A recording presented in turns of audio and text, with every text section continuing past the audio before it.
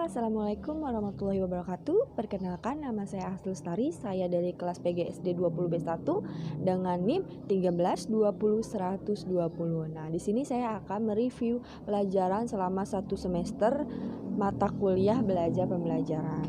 Yuk simak bareng-bareng videonya. Hakikat belajar pembelajaran. Nah ya, pembelajaran pada hakikatnya adalah proses interaksi antar peserta didik dengan lingkungan sehingga terjadi perubahan yang lebih baik. Dan tugas guru adalah mengkoordinasikan lingkungan agar menjadi terjadinya perubahan perilaku bagi peserta didik. Pembelajaran juga dapat diartikan sebagai usaha sadar pendidik untuk membantu peserta didik agar mereka dapat belajar sesuai kebutuhan dan minatnya. Di sini, pendidikan berperan sebagai fasilitator yang menyediakan fasilitas dan menciptakan situasi yang mendukung peningkatan kemampuan belajar peserta didik. Nah, materi yang kedua yaitu 4 pilar pendidikan oleh UNESCO. UNESCO adalah organisasi PBB yang bergerak dalam bidang pendidikan dan kebudayaan dan telah merencanakan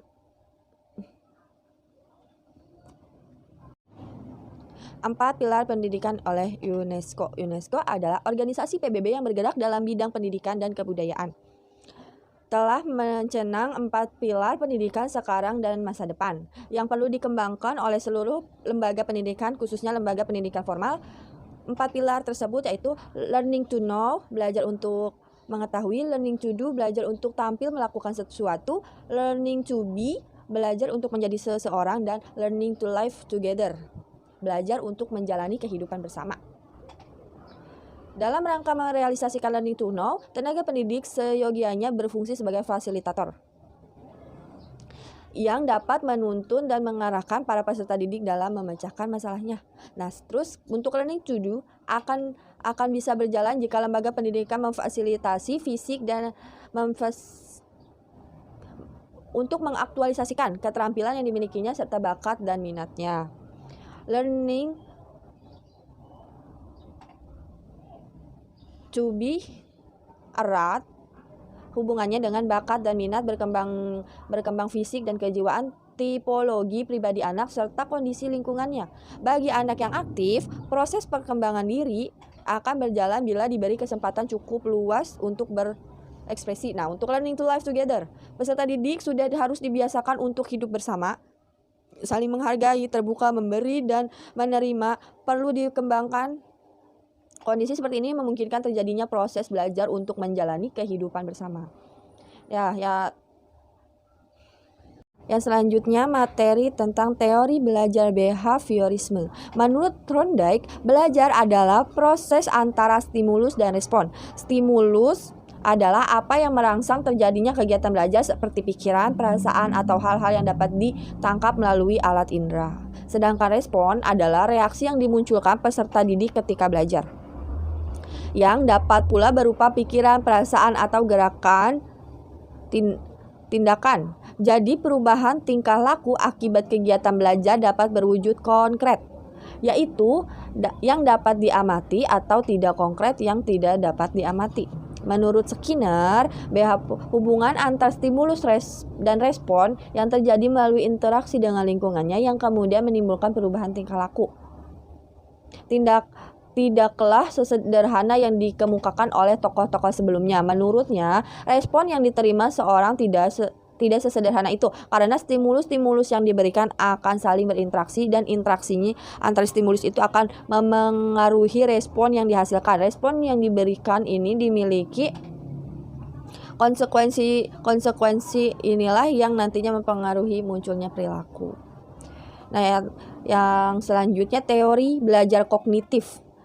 Teori kognitif mulai berkembang pada abad 20-an. Secara sederhana, teori menggambarkan bahwa belajar adalah aktivitas internal yang terjadi dari beberapa proses seperti pemahaman, mengingat, mengolah informasi, problem solving, analisa, prediksi, dan perasaan. Dalam proses belajar mengajar di sekolah, contoh penerapan teori kognitif adalah guru menggunakan bahasa yang mudah dipahami oleh peserta didik, serta memberi ruang bagi mereka untuk saling bicara serta diskusi dengan temannya. Selanjutnya ada materi teori belajar konstruktivistik. Teori konstruktivisme didefinisikan sebagai pembelajaran yang bersifat generatif, yaitu tindakan menciptakan sesuatu dari apa yang dipelajari, beda dengan aliran behavioristik yang memahami hakikat belajar sebagai kegiatan yang bersifat mekanistik antar stimulus respon. Konstruktivisme lebih memahami belajar sebagai kegiatan manusia membangun atau menciptakan pengetahuan dengan memberi makna pada pengetahuannya sesuai dengan pengalamannya. Ada menurut teori Piaget, berlandaskan gagasan bahwa berkembang anak bermakna membangun struktur kognitifnya atau peta mentalnya yang diistilahkan dengan skema atau konsep jejaring untuk memahami dan menanggapi pengalaman fisik dalam lingkungan yang sekelilingnya. Terus menurut Vygotsky lebih suka menyatakan teori pembelajarannya sebagai pembelajaran kognisi social cognition. Pembelajaran kognisi sosial meyakini bahwa kebudayaan merupakan panutan utama bagi pengembangan individu. Manusia merupakan satu-satunya spesies di atas dunia ini yang memiliki kebudayaan hasil rekayasa sendiri, dan setiap anak manusia berkembang dalam konteks kebudayaannya sendiri. Oleh karena banyak perkembangan pembelajaran, anak dipengaruhi banyak maupun sedikit oleh kebudayaannya, termasuk budaya dari lingkungan keluarganya dimanapun dia berkembang.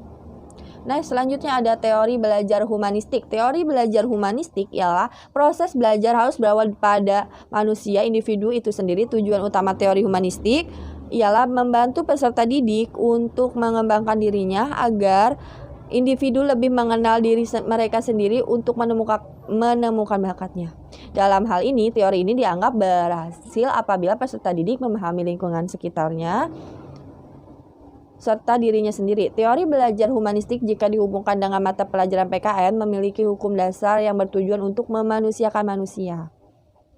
Implementasi hukum dasar humanistik menurut pandangan Hameckchek adalah menghormati, menghargai, menerima peserta didik apa adanya.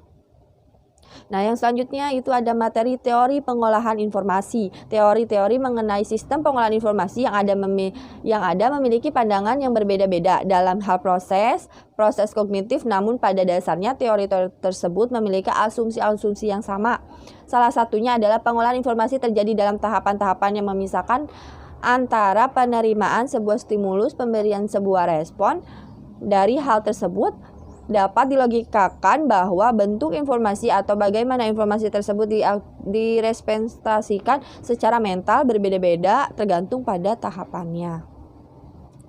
Proses pengolahan informasi bermula ketika sebuah input stimulus visual atau auditory mengenai satu atau lebih dua panca indera pendengaran, penglihatan, dan peraba. Register sensorik yang sesuai menerima input dan menyampaikan sebuah bentuk rekaman inderawi. Dalam hal ini terjadi persepsi pengenalan pola, yaitu proses pemberian makna terhadap sebuah input stimulus.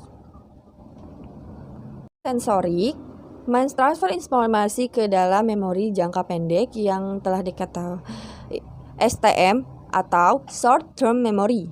STM adalah sebuah informasi kerja, WM, Working Memory, dan berhubungan dengan kesadaran atau hal yang tertangkap oleh pikiran sadar pada saat tertentu. Miller pada tahun 1996 mengemukakan bahwa WM menyimpan 7 plus atau minus 2 unit informasi. Sebuah unit merupakan item yang bermakna seperti sebuah huruf, kata, bilangan, atau tuturan umum seperti contoh kata mata pelajaran. Kapasitas dan durasi WM sangatlah terbatas, sehingga untuk dapat mempertahankan dalam WM maka harus sering diulang-ulang, karena tanpa mengulang informasi tersebut akan hilang setelah beberapa detik. Ketika informasi berada dalam WM, pengetahuan yang terkait dengan dalam memori jangka panjang atau LTM, Long Term Memory, atau yang disebut juga dengan memori permanen akan diaktifkan dan ditempatkan dalam WM untuk digabungkan dengan informasi yang baru. Untuk menyebutkan sebuah ibu kota negara bagian yang diawali dengan huruf A, siswa mengingat nama-nama negara bagian yang memungkinkannya berdasarkan daerah dari negaranya dan melakukan pemindahan nama-nama ibu kota. Ya, materi selanjutnya yaitu kompetensi pendidik atau guru. Yang pertama ada kompetensi pedagogik. Kompetensi pedagogik guru adalah kemampuan atau keterampilan guru yang bisa mengelola suatu proses pembelajaran atau interaksi belajar mengajar dengan peserta didik. Next, yang kedua ada kompetensi kepribadian. Kompetensi kepribadian berkaitan dengan karakter personal. Ada indikator yang mencermin kepribadian positif seorang guru itu supel, sabar, disiplin, jujur, rendah hati, berwibawa, santun, empati, ikhlas, berakhlak mulia, bertindak sesuai norma dan sosial hukum. Yang ketiga ada kompetensi profesional. Kompetensi profesional guru adalah kemampuan untuk keterampilan yang wajib dimiliki supaya tugas-tugas guru bisa diselesaikan dengan baik. Keterampilan berkaitan dengan hal-hal yang cukup teknis dan berkaitan langsung dengan kinerja guru. Yang keempat ada kompetensi sosial. Kompetensi sosial berkaitan dengan keterampilan komunikasi, bersikap, berinteraksi secara umum, baik itu dengan peserta didik, sesama guru, tenaga pendidik, orang tua siswa, hingga masyarakat secara luas. Dari selanjutnya yaitu model dan pendekatan pembelajaran.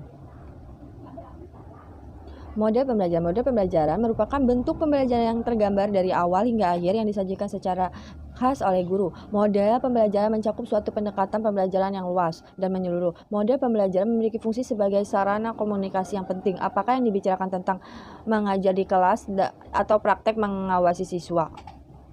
Selanjutnya ada pendekatan pembelajaran. Pendekatan pembelajaran merupakan titik tolak atau sudut pandang ketika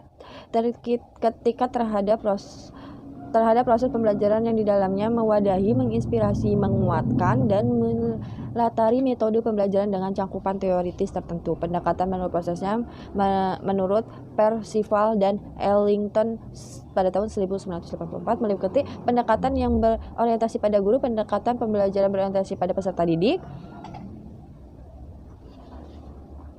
Selanjutnya yaitu metode, strategi, dan teknik pembelajaran. Yang pertama ada strategi pembelajaran adalah suatu rangkaian kegiatan telah direncanakan guna mencapai tujuan secara efektif dan efisien yang dilakukan oleh guru dan siswa. Macam-macam strategi pembelajaran meliputi strategi pembelajaran expository SPE, strategi pembelajaran inquiry SPI, strategi pembelajaran berbasis masalah SPBM, strategi pembelajaran kooperatif SPK, strategi pembelajaran kontekstual CTL, strategi pembelajaran afektif, strategi pembelajaran kreatif produk, strategi pembelajaran inquiry, strategi pembelajaran berbasis proyek, strategi pembelajaran kuantum, strategi pembelajaran siklus, strategi pembelajaran berbasis komputer dan berbasis elektronik e-learning, strategi pembelajaran peningkatan kemampuan berpikir SPPKB. Metode pembelajaran adalah cara yang digunakan untuk mengimplementasikan rencana yang disusun dalam bentuk kegiatan nyata dan praktis untuk mencapai tujuan pembelajaran. Macam-macam metode meliputi metode ceramah, metode tanya jawab, metode diskusi, metode kerja kelompok, metode pemberian tugas, dan metode demonstrasi. Teknik pembelajaran adalah cara yang dilakukan guru dalam mengimplementasikan suatu metode secara spesifik. Misalnya penggunaan metode diskusi perlu digunakan teknik berbeda pada kelas yang siswanya tergolong aktif dengan kelas yang siswanya tergolong pasif. Macam-macam teknik pembelajaran meliputi teknik syarahan, teknik perbincangan, teknik proyek, teknik penyelesaian masalah, teknik dapatan, dan teknik permainan, teknik kooperatif. Terakhir yaitu macam-macam model pembelajaran. Yang pertama ada model pembelajaran langsung, direct instruction. Proses pembelajaran langsung adalah proses pendidikan di mana peserta didik mengembangkan pengetahuan, kemampuan berpikir, dan keterampilan psikomotorik melalui interaksi langsung dengan beberapa sumber yang dirancang dalam silabus dan RPP berupa kegiatan-kegiatan pembelajaran. Nah, yang kedua ada model pembelajaran cooperative learning. Ciri-ciri pembelajaran cooperative learning antara lain menuntaskan materi belajar siswa belajar dalam kelompok secara kooperatif. Kelompok dibentuk dari siswa-siswa yang memiliki kemampuan heterogen. Jika dalam kelas terdiri dari beberapa ras, suku, budaya, jenis kelamin yang berbeda, maka diupayakan agar tiap kelompok berbaur. Penghargaan lebih diutamakan pada kerja kelompok daripada perorangan. Nah, yang ketiga ada model pembelajaran kontekstual atau contextual teaching and learning. Pembelajaran kontekstual mengasumsikan bahwa secara natural pikiran mencari makna konteks sesuai dengan situasi nyata lingkungan seorang melalui pencarian hubungan masuk akal dan bermanfaat. Yang selanjutnya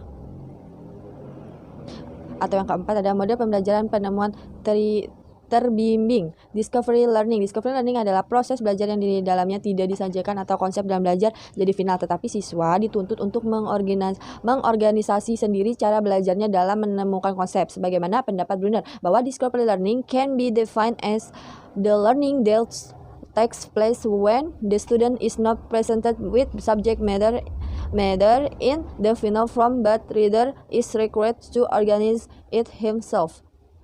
Lev Van Soys dalam Entembun 1986-103. Dasar ide Brunner ialah pendapat dari Piaget yang menyatakan bahwa anak harus berperan aktif dalam belajar di kelas. Yang selanjutnya atau nomor 5 ada pembelajaran berbasis masalah, problem based learning. Model pembelajaran berbasis masalah adalah pendekatan pembelajaran yang menggunakan masalah sebagai langkah awal untuk mendapatkan pengetahuan baru. Seperti yang diungkapkan oleh Suyatno 2009. 258 bahwa model pembelajaran berdasarkan masalah adalah proses pembelajaran yang titik pembelajaran dimulai berdasarkan masalah dalam kehidupan nyata. Berdasarkan masalah merupakan satu pendekatan pembelajaran di mana siswa mengerjakan permasalahan yang autentik dengan maksud untuk menyusun pengetahuan mereka sendiri. Mengembangkan inquiry dan keterampilan berpikir tingkat lebih tinggi, mengembangkan kemandirian dan percaya diri.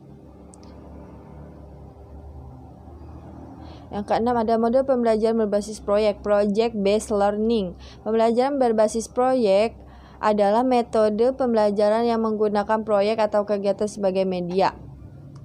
Peserta didik melakukan eksplorasi, penilaian, interpretasi, sintesis, dan informasi untuk menghasilkan berbagai hasil bentuk belajar. Mungkin hanya itu saja yang bisa saya sampaikan. Kurang lebihnya mohon maaf. Wassalamualaikum warahmatullahi wabarakatuh. Thanks for watching.